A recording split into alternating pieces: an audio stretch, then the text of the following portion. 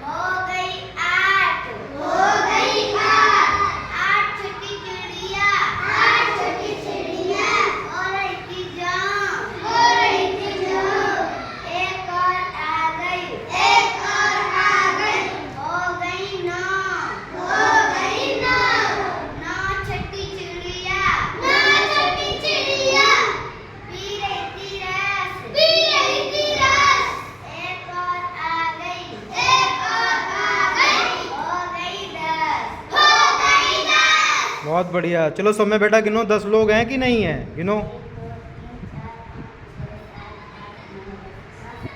10 हैं, सही से गिनो।